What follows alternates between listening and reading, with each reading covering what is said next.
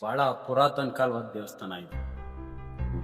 ಇದು ಮುಂಚೆ ಒಂದು ಬಾಳೆಗುಬ್ಬದಲ್ಲಿ ಇದು ಮುಂಚೆ ಬಂದು ಇಲ್ಲಿ ಪ್ರತಿಷ್ಠೆ ಆಗಿದ್ದು. ಆಮೇಲೆ ಮತ್ತೆ ಹಿಂಗೆ ನಮ್ಮ ಪೂರ್ವಜರು ಹಿಂಗೆ ಬೆಳೀತಾ ಯಾವ ರೀತಿ ನಮ್ಮ ನಾಗರಿಕತೆ ಜನ ಹೊಂದಿವೋ ಆ ಥರ ಹೊಂದಿ ಈ ಒಂದು ದೇವಾಲಯ ಈ ಹಂತಕ್ಕೆ ಬಂದಿದೆ.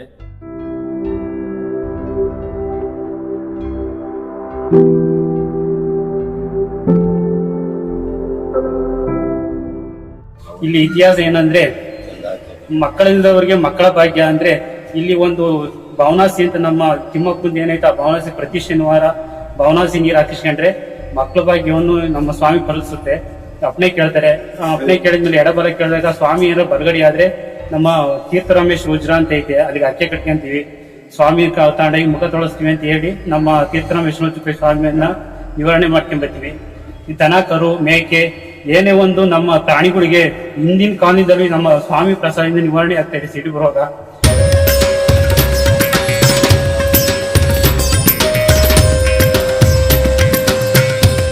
ತಿಮ್ಮಪ್ಪ ಗೋವಿಂದರಾಜು ಅಂತ ಇಬ್ಬರು ಅಣ್ತಮ್ಮದಿರಿದ್ರು. ತಿರುಪತಿ ಬಂದು ಗೋವಿಂದರಾಜ ಪಟ್ಟಣದಾಗೆ ಗೋವಿಂದಪ್ಪ ಅಲ್ಲಿ ಕಾಯ್ಕೆ ಆದ. ತಿಮ್ಮಪ್ಪ ಬೆಟ್ಟದ ನೆತ್ತಿಗೆ ಹೋದ. ತಿಮ್ಮಪ್ಪ ಲಕ್ಷ್ಮೀ ಪದ್ಮಾವತಿ ಇಬ್ಬರನ್ನು ಮದುವೆ ಆದ. ಮದುವೆಯಾಗಿ ಅಲ್ಲೇ ತಿರುಪತಿ ಕಾಯ್ಕೆಯಾಗಿ ಎಲ್ಲ ನಮ್ಮ ಕರ್ನಾಟಕ ರಾಜ್ಯ ಎಲ್ಲ ಆಂಧ್ರ ಪ್ರದೇಶ ಎಲ್ಲ ಕಡೆಗೂ ಅವರು ಅವತಾರ ಎತ್ತಿದ್ದಾರೆ.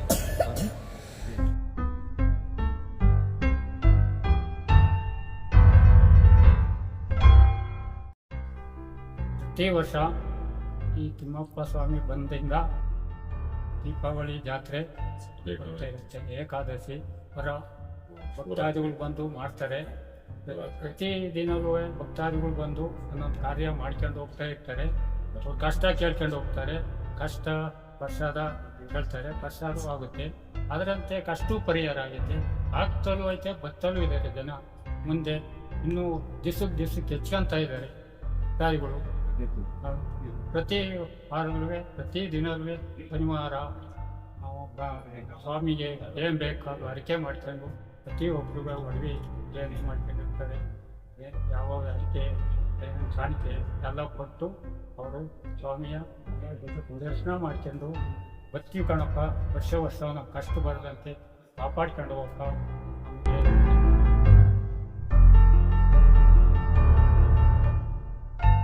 ಕೆರೆ ಗುಲ್ರಟ್ಟಿ ಇದು ವೀರಯ್ಯ ನನ್ನ ಹೆಸರು. ಹಾಗೆ ಇದ್ರ ಇತಿಹಾಸ ಪುರಾಯಿತ ಕಾಲದಿಂದ ಇತಿಹಾಸ. ಈ ಇತಿಹಾಸ ನಮ್ಮ ಯಾವ ಪೂಜೆಗಾಗಿರೋದು ಗೊತ್ತಿಲ್ಲ ನಮಗೆ. ಇದರಲ್ಲಿ ಕಷ್ಟ ಸುಖ ಭಾಗಿಯಾಗಿ ಯಾರು ಬಂದಿದ್ವಿ ಭಗವಂತ ನೀನು ಜಗನ್ನಾಥ ನಮ್ಗೇನಂತ ಸಂಕಷ್ಟ ಬಂದಿದ್ದಾಗ ಅವನು ಎಲ್ಲ ಕಷ್ಟನೂ ಪರಿಹಾರ ಮಾಡ್ಕೊಂಡು. ಆಮೇಲೆ ಕೂರಿ ದನ ಹಿಡುಬು ಆಮೇಲೆ ಪಿಡಿಸು ರೋಗ ರುಜಿನಿ ಇಂಥವೆಲ್ಲ ಬಂದಿತ್ತಲ್ಲವ ವಾಶ್ ಮಾಡ್ಕೊಂಡು ಅವನಿಗೆ ಕಷ್ಟ ಪರಿಹಾರ ಮಾಡ್ಕೊಂಡು ಮೂಡಿ ತಿಮ್ಮಪ್ಪನ ದೇವಸ್ಥಾನಕ್ಕೆ ಯಾರು ಬಂದವರೋ ಅವ್ರಿಗೆಲ್ಲ ಕಷ್ಟ ಪರಿಹಾರ ಆಯ್ತು.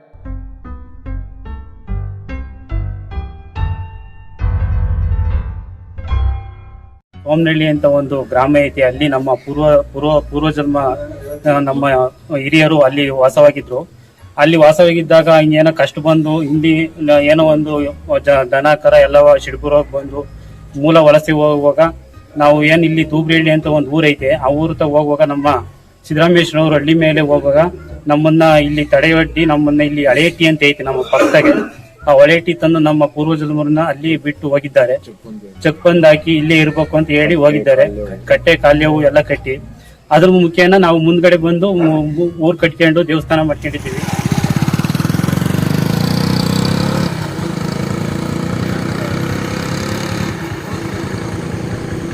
ಈ ಒಂದು ಇದಕ್ಕೆ ಸಾವಿರಾರು ಜನ ಒಕ್ಕಲಿದ್ದಾರೆ, ತುಂಬ ಜನ ಭಕ್ತರಿದ್ದಾರೆ. ಪ್ರತಿ ಶನಿವಾರ ಭಕ್ತರು ಒಕ್ಕಲುಗಳು ಸಿಕ್ಕಾಪಟ್ಟೆ ಜನ ನಡ್ಕೊತಾರೆ. ಒಂದೇ ಜನಾಂಗಕ್ಕೆ ಸೀಮಿತವಾಗಿಲ್ಲ, ಇದು ಪ್ರತಿ ಒಂದು ಜನಾಂಗಕ್ಕೂ ಸೀಮಿತವಾಗಿದೆ. ಪ್ರತಿ ಒಂದು ಜನನೂ ಬರ್ತಾರೆ.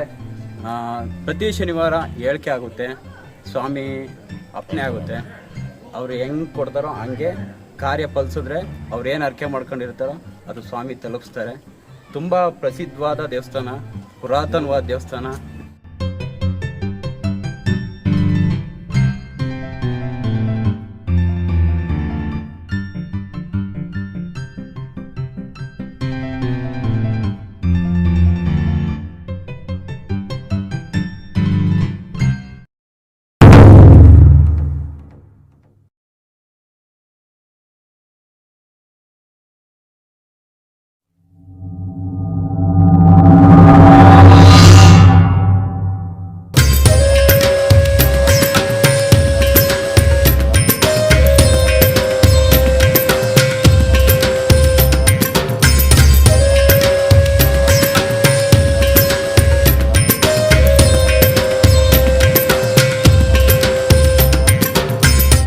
ನಮ್ಮ ಹೆಸರು ಗುರುಮೂರ್ತಿ ಅಂತ, ತುಮಕೂರು ಜಿಲ್ಲೆ ಚಿಕ್ಕನಾಯಕನಹಳ್ಳಿ ತಾಲೂಕು ಗೊಡೆಕೆರೆ ಗೋಲ್ರೆಟ್ಟಿ ವಾಸಿ.